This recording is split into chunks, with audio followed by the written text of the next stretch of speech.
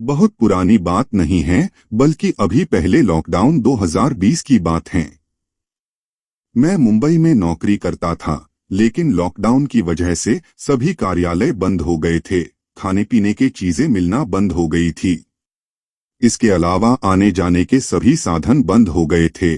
किसी तरह से हम लोग अपने गांव आए। गांव आकर बहुत ही अच्छा लगा। गांव में लॉकडाउन की वजह से असीम शांति हो गई थी। न कोई वाहन चलते थे और न ही कोई प्रदूषण था। डर के साये में जरूर रह रहे थे, लेकिन जीवन बहुत ही सरल सा हो गया था। पूरा परिवार बहुत दिनों बाद एकत्रित हुआ था। गांव में उगाई गई अपने खेतों की ताजी सब्जी मिल जाया करती थी। सुबह शाम शुद्ध हवा मिल रही थी। लेकिन शायद हम परिवार वाले बस मुंबई से अकेले नहीं आए थे। शायद हमारे साथ मुंबई से कोई अनचाहा और अदृश्य मेहमान भी आ गया था। जब से हम लोग मुंबई से अपने गांव आए थे, हमारे घर में अजीब अजीब सी घटनाएं होने लगी थी। एक रात मेरी अचानक नींद टूटी तो मैंने देखा कि कोई औरत रसोई घर से आंगन में जा रही हैं, फिर आंगन में कुछ ठहरकर वापस रसोई में जा रही हैं। ऐसा वो बार बार कर रही हैं।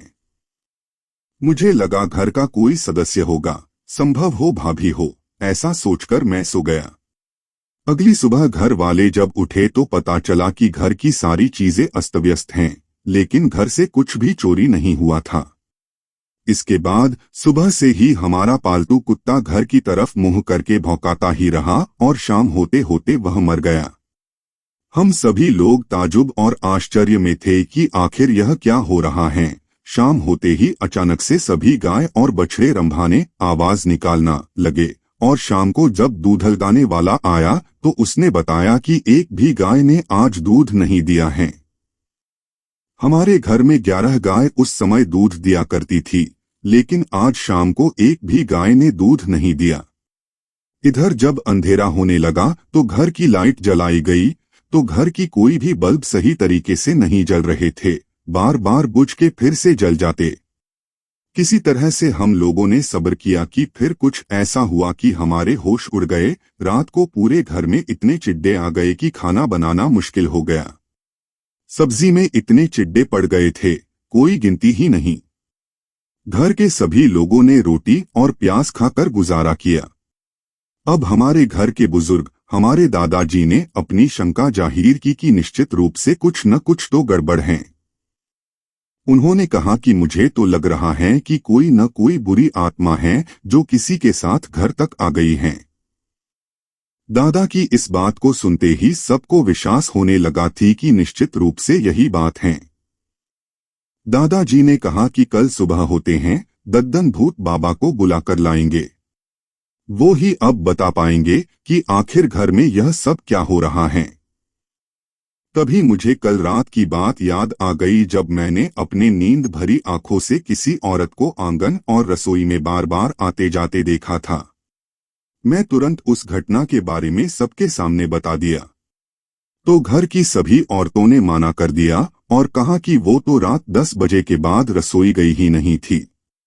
इस बात से सबको यकीन हो गया कि घर में कोई न कोई तो बाहर का आ गया है। तभी उसी समय घर के अंदर से बर्तन गिरने की आवाजें आने लगी और जोर जोर से किसी के पायल की आवाज आने लगी। पायल की आवाज सुनकर ऐसा लग रहा था कि कोई अंदर नाच रहा है।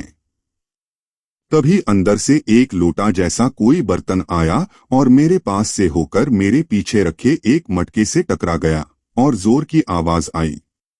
अब अंदर से कई बर्तन आने लगे। ऐसा लग रहा था कि कोई अंदर से उन बर्तन को हम पर निशाना लगाकर मार रहा है। हम सब लोग आंगन से भागे और बाहर वाले आंगन में आ गए। गांव में अक्सर 2 आंगन होते हैं, एक अंदर का आंगन और एक बाहर का आंगन। हमारे उस घर से अब किसी के रोने और चिल्लाने की आवाजें आने लगी। बीच बीच में बर्तन के पटके जाने की आवाजें आने लगी, जिसे सुनकर हमारे पड़ोसी भी आ गए। धीरे धीरे बात पूरे गांव में फैल गई तो दद्दन भूत बाबा भी आखिरकार आ गए। उस दिन हमारे साथ जो घटना हुई, आप विश्वास नहीं मानेंगे, हम सबकी रूह कांप गई थी। हम लोगों हिंदू धर्म की मान्यताओं को नहीं मानते थे और हिंदू धर्म की रीति रिवाज पर व्यंग किया करते थे, लेकिन उस दिन हमें हिंदू होने का महत्व पता चला। भूत बाबा ने सुंदरकांड का जोर जोर से उच्चारण करने लगे। कुछ लोगों ने शंख और घड़ी घंट बजाने लगे। भूत बाबा सुंदरकांड का पाठ करते हुए घर के अंदर चले गए और पूरे घर में गंगा जल का छिड़काव किया। तभी एक तेज रोशनी जैसा घर से उड़ते हुए दूर जंगल की तरफ जाते हुए हम सब ने देखा। उस रोशनी के साथ चिल्लाने की बड़ी कर्कश आवाज भी निकल रही थी। ऐसा लगा रहा था कि कोई बहुत पीड़ा के साथ चिल्लाते हुए जा रहा हो। वह चिल्लाने वाली चमकदार रोशनी जंगल में जाकर विलुप्त हो गई। भूत बाबा ने हमसे कहा कि वह कोई चुड़ैल थी, अब वह जा चुकी है। कल सुबह बाबा वापस आएंगे और घर का बंधन बांधेंगे। हमने अगले दिन से पुनः हिंदू धर्म के अनुसार घर में पूजा पाठ करना शुरू कर दिया। हनुमान जी की स्थापना की गई। अब घर का हर सदस्य हनुमान जी को दिया जलाता है और हनुमान चालीसा का पाठ करता है और शनिवार को सुंदरकांड का पाठ किया जाता है। उस दिन के बाद से हमने कभी वैसा अनुभव नहीं किया, सब ठीक हो गया था। भूत बाबा ने बताया कि उन्होंने उस आत्मा से बात की थी। उसने बताया कि वह कई वर्षों से तड़प रही हैं अपने जन्मभूमि की तलाश में, इसलिए वह यात्रा करने वालों के साथ चलने लगती हैं। लेकिन जिस स्थान पर वह पहुंचती हैं तो वह स्थान उसका जन्मस्थान नहीं होता है, तो उसे गुस्सा आती है। उसने मुझे अपना जन्मस्थान बताया है। अब मैं उसे अपने साथ लेकर उसके जन्मस्थान छोड़ने जा रहा हूं। ऐसा कहकर भूत बाबा वहां से चले गए।